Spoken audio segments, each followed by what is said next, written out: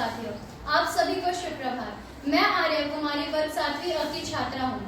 आज मैं आप सभी के समक्ष एक कहानी सुनाने जा रही हूँ, जिसका शीर्षक है बुद्धि ही सच्चा धन है। जिसके पास बुद्धि का उजाला हो वह हर अंधेरा चीर देता है।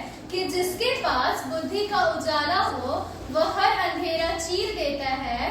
धन तो लम्हों में बदल जाए, कि धन तो लम्हों में बदल जाए, पर ज्ञान उम्र भर साथ देता है, पर ज्ञान उम्र भर साथ देता है। सफल वही कहलाता है जो अपनी सोच से जग को जीतता है, कि सफल वही कहलाता है जो अपनी सोच से जग को जीतता है। क्योंकि बुद्धि ही है सच्चा धन जो मनुष्य को महान बनाता है, जो मनुष्य को महान बनाता है।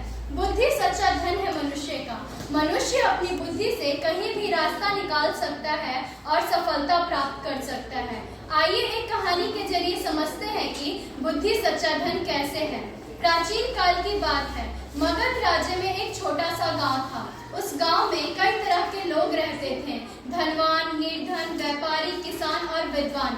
उस गांव में एक निर्धन ब्राह्मण रहता था जिसका नाम था देवदत्त। वह अत्यंत बुद्धिमान था, लेकिन उसकी गरीबी ने उसे संघर्षशील बना दिया था। धनवान और निर्धन की परीक्षा। उसी गांव में एक धनी व्यापारी भी रहता था। वह अत्यंत संपन्न था और उसके पास असीमित धन संपत्ति थी। एक बार सोमदत्त ने देवदत्त को चुनौती देते हुए कहा, तुम्हारी बुद्धि तुम्हें भोजन नहीं दे सकती, किंतु मेरा धन मुझे हर एक सुख सुविधा देता है। बताओ ऐसी बुद्धि का क्या काम। देवदत्त मुस्कुराया और बोला, धन नश्वर होता है किंतु बुद्धि उम्र भर साथ देती है।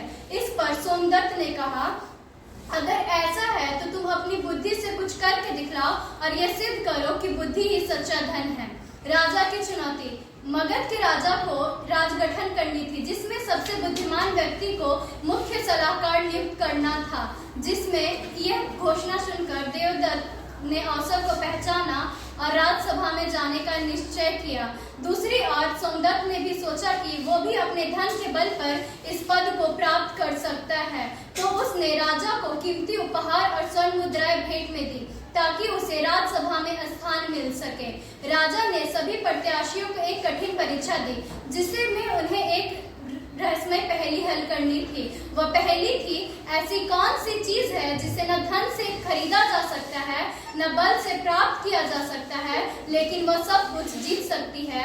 सभी दरबारी और विद्वान सोचने लगे, किंतु किसी ने इसका सटीक उत्तर नहीं दिया। तब देवदत्त ने कहा, महाराज वह चीज है बुद्धि। ना तो इसे धन से खरीदा जा सकता है, न बल से प्राप्त किया जा सकता है, लेकिन यह हर कठिनाइयों का सामना कर सकती है और उसका हल निकाल सकती है। महाराज उसकी बात से अत्यंत प्रसन्न हुए और उसे मुख्य सलाहकार नियुक्त कर दिया। सोमदत्त की पराजय और शिक्षा। इस कहानी से हमें यही शिक्षा मिलती है कि हम चाहे किसी भी परिस्थिति में क्यों न हो, बुद्धि हमें हमेशा सफलता की ओर ले जाती है। धन्यवाद।